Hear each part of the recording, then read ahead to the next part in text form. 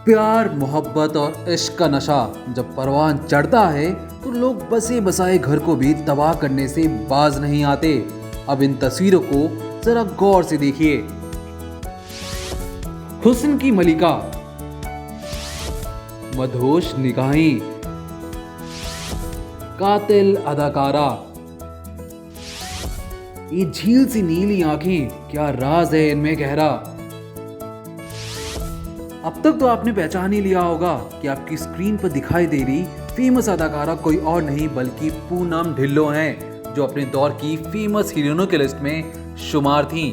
वो अपनी झूमती अदाओं से इस कदर कह डाती कि आम से लेकर खास लोग भी इनके दीवाने हो जाते। पूनम ढिल्लों की अदाकारी ने बॉलीवुड में बड़े से बड़े लोगों को अपने हुस्न का दीवाना बना दिया था।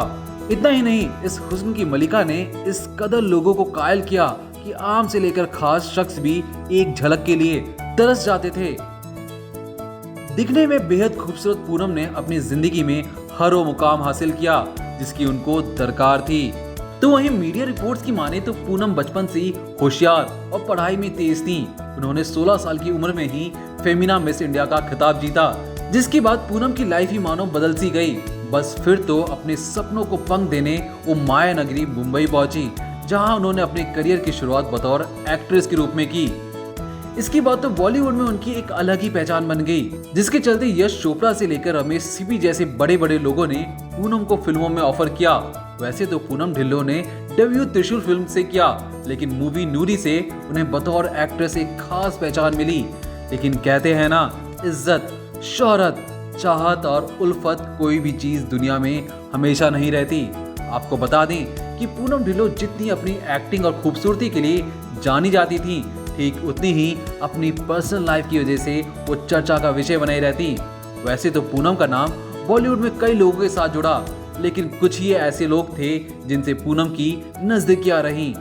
जब पूनम अपने करियर में टॉप पर थी तब उनका नाम डायरेक्टर रमेश तलवार से जुड़ा, लेकिन दोनों में कुछ बात आगे बढ़ती इसके पहले ही दोनों के पनपते रिश्तों को ब्रेक लगा दिया गया। दरअसल हुआ यूं कि पूनम की जिंदगी में किसी तीसरे ने एंट्री मार दी थी, जिसके चलते ये रिश्ता बनते बनते बिगड़ गया। वो तीसरा शख्स कोई और नहीं बल्कि बॉलीवुड में चर्चित नाम यश चोपड़ा का था। इतना तक कि पूनम और यश चोपड़ा के अफेयर की खबरें फिल्म मैगजीन में छपने लगी। कुछ दिनों तक तो खबरों ने तूल पकड़ा, लेकिन समय के साथ जल्दी हवा हो गई।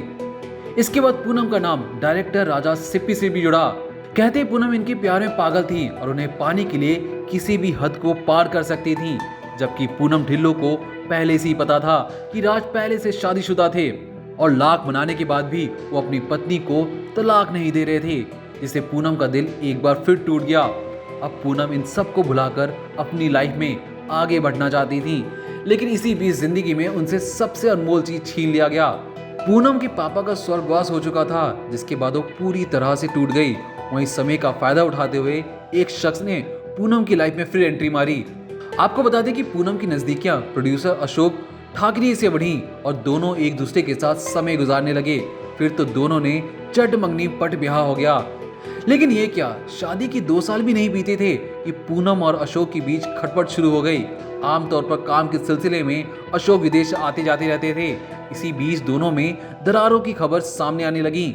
हद तो तब हो गई जब अशोक के एक्स्ट्रा मैरिटल अफेयर की बातें बॉलीवुड में होने लगी, जिससे पूनम भी अपने पति से खफा सी रहने लगी। यहाँ तक कि पूनम भी बौखलाहट में आकर खुद भी किसी और के साथ रिलेशन में बंधना चाहती थी। फिर तो पूनम अपने पति अशोक को सबक सिखाने के लिए हांगकांग के बिजनेसमैन किकू से अफेयर चलाया और ये अफेयर पूनम पर ही भारी पड़ गया।